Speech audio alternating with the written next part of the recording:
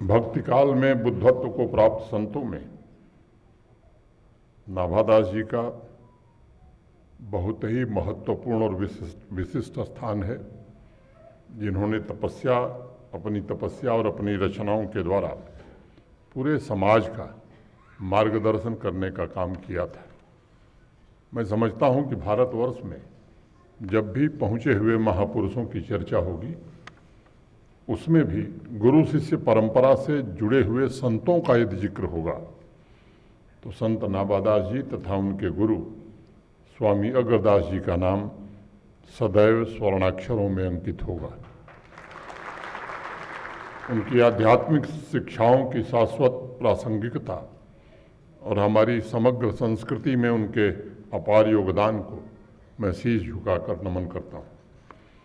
उन्होंने मानवता को एक ईमानदार, सच्चा और सदाचारी जीवन जीने का मार्गदर्शन दिया।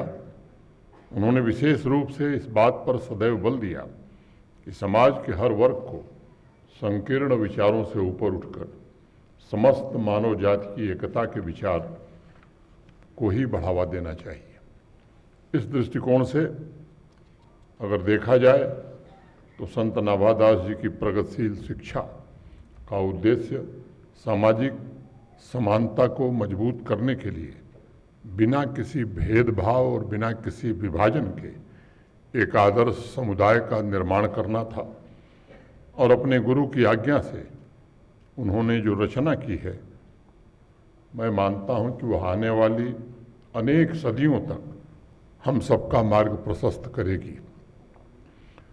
मित्रों, भक्तमाल की रचना करते वक्त संत नाभादास जी ने कहा था कि गुरु ने उन्हें मानव समाज के उत्थान के लिए भक्ति मार्ग का प्रचार करने का आदेश दिया था और उनका ध्येय वर्ग भेद समाप्त कर आपसी संबंधों और भाईचारे को मजबूत बनाना ही रहा है। और इसीलिए कहा भी उन्होंने, उन हरि आज्ञा पाए सकल ब्रह्मांड उपायो, इन गुरु आज्ञा पाए भक्त निर्णय को गायो।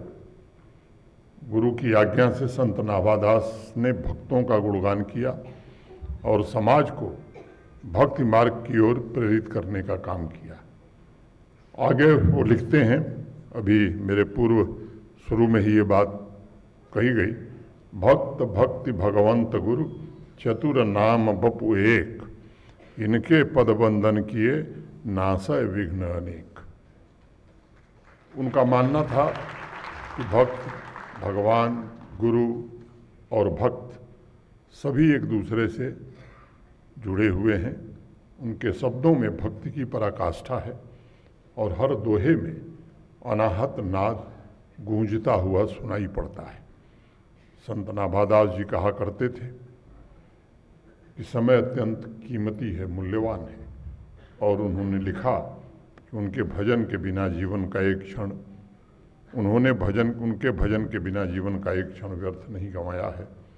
और आगे वो लिखते हैं, भगत विमुख जे धर्म सो सब अधर्म करि गाय, योग यज्ञ व्रत दान भजन बिनु तुच्छ दिखाए। नाभादास जी महाराज कहते हैं, ईश्वर की आराधना करना ही सबसे सच्चा धर्म है, उसके अतिरिक्त बाकी सब व्यर्थ है। मैं मानता हूँ कि भक्ति के द्वारा उन्होंने स्वयं के सतत रूपांतरण की प्रक्रिया पर सदैव बल दिया, क्योंकि पूरा का पूरा जीवन